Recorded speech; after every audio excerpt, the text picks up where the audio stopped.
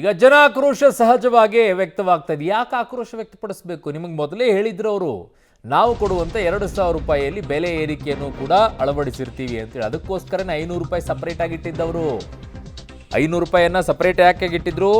ನಾವು ಏರಿಕೆ ಮಾಡ್ತೀವಿ, ನೀವು ಬೆಲೆಯನ್ನು ಕಟ್ಟಬೇಕಾಗತ್ತೆ ಅಂತ ಹೇಳಿ. ಸೊ ಹಾಗಾಗಿ ಅದನ್ನೇ ಬೆಲೆ ಏರಿಕೆ ಅಂತ ಕೊಟ್ಟಿದ್ರು. ಈಗ ಗ್ಯಾರಂಟಿ ನೀಡಿ ಜನರ ರಕ್ತ ಹೀರ್ತಾ ಇದ್ದೀರಾ ನೀವು. ಮಧ್ಯಮ ಮತ್ತು ಸಾಮಾನ್ಯ ಕುಟುಂಬಗಳ ಮೇಲೆ ಒತ್ತಡವನ್ನು ಹಾಕ್ತಾ ಇದ್ದೀರಾ. ಹೀಗಾದ್ರೆ ಬೆಂಗಳೂರಲ್ಲಿ ಬದುಕೋದು ಹೇಗೆ ಅಂತ ಕಿಡಿಕಾರ್ತಾ ಇದ್ದಾರೆ ಸಾಮಾನ್ಯ ಜನರು. ಕೇಳಿಸ್ಕೊಳ್ಳಿ. ಏನು ಹೇಳೋದು ಸರ್, ಈಗ ಎಲ್ಲ ನಾರ್ಮಲ್ ಕಾಮನ್ ಪೀಪಲ್ಗೆ, ಮಿಡಲ್ ಕ್ಲಾಸ್ ಪೀಪಲ್ಗೆ ತುಂಬ ತೊಂದರೆ ಮಾಡ್ತಾ ಇದ್ದಾರೆ. ಯಾರೂ ಕೇಳಿಲ್ಲ ಭಾಗ್ಯಗಳು ಕೊಡಿ ಅಂತ, ಆಯಿತಾ. ಇಲ್ಲಿ ಬಂದುಬಿಟ್ಟು ಹಾಲ್ ರೇಟ್ ಜಾಸ್ತಿ ಮಾಡಿದೆ, ಆಮೇಲೆ ಈಗ ಟ್ಯಾಕ್ಸ್, ಮನೆ ಮೇಲೆ ಟ್ಯಾಕ್ಸ್ ರೇಟು, ಬಾಂಡ್ ಮಾಡಿಸ್ತೀನಿ ಅಂದರೆ ಅದ್ರದ್ದು ಈ ಸ್ಟ್ಯಾಂಪ್ ಬಾಂಡು ಎಲ್ಲರದು ಆಲ್ಮೋಸ್ಟ್ 100%, 300% ಟ್ಯಾಕ್ಸಸ್ ಹೈಕ್ ಮಾಡಿದ್ದಾರೆ. ಇವೆಲ್ಲ ಅವಶ್ಯಕತೆ ಇರಲಿಲ್ಲ. ಮೊನ್ನೆ ಬಜೆಟ್ ರಿಲೀಸ್ ಮಾಡಿದ್ರು.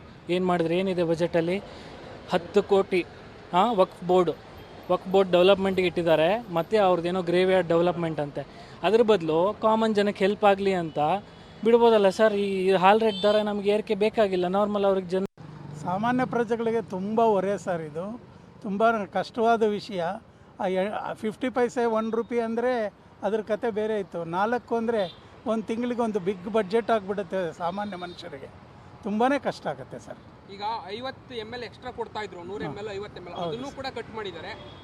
ಅದೆಲ್ಲ ಸುಮ್ಮನೆ ಸರ್, ಐವಾಶ್. ಅದೇನು ಪ್ರಯೋಜನ ಇಲ್ಲ. It's an eyewash. ಕಷ್ಟ ಆಗುತ್ತೆ ಅಂತೀರಿ? ಅಷ್ಟೇ ಅಲ್ಲ, ಖಂಡಿತ ಸರ್. ದೊಡ್ಡ ಬಡ್ಜೆಟ್ ಆಗುತ್ತೆ ಮಂತ್ ಎಂಡಿಗೆ ಬರೋದ್ರೊಳಗೆ. ಕಷ್ಟ ಆಗುತ್ತೆ.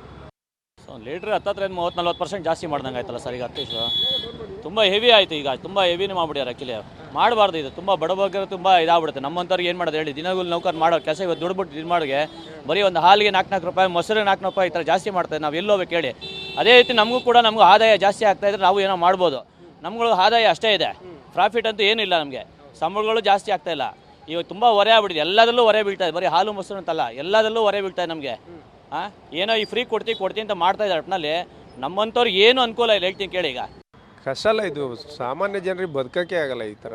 ಒಂದು ಸತಿ 4 ರೂಪಾಯಿ 5 ರೂಪಾಯಿ ಜಾಸ್ತಿ ಮಾಡಿದರೆ ಹೆಂಗಾಗುತ್ತೆ ಜನಗಳಿಗೆ? ಎಲ್ಲಿಂದ ತರ್ತಾರೆ? ಫಸ್ಟ್ ಆಫ್ ಆಲ್ ಈ ಫ್ರೀ ಯೋಜನೆಗಳು ಇವನ್ನೆಲ್ಲ ಕೊಟ್ಬಿಟ್ಟು ಈಗ ಗೌರ್ಮೆಂಟಲ್ಲಿ ದುಡ್ಡಿಲ್ಲ ಅಂತ ಎಲ್ಲರಿಂದ ವಸೂಲಿ ಮಾಡೋದು. ಈ ಹೆಂಗೆ ಜನ ಮುಂದೆ ಬದುಕೋಕ್ಕೆ ತುಂಬ ಕಷ್ಟ ಆಗಿದೆ. ಯಾಕಂದರೆ ದಿನನಿತ್ಯ ಬಳಸೋ ವಸ್ತುಗಳು ಅಂದರೆ ಡೈಲಿ ಯೂಸ್ ಏನು ಮಾಡ್ತಾರೆ, ಕನ್ಸ್ಯೂಮರ್ ಪ್ರಾಡಕ್ಟ್ಸು, ಅವುಗಳ ಮೇಲೇ ಹೇರಿಕೆ ಹಾಕ್ತಾಯಿದ್ದಾರೆ. ಯಾಕಂದರೆ ಅಲ್ಲೇ ರೆವಿನ್ಯೂ ಬರೋದು.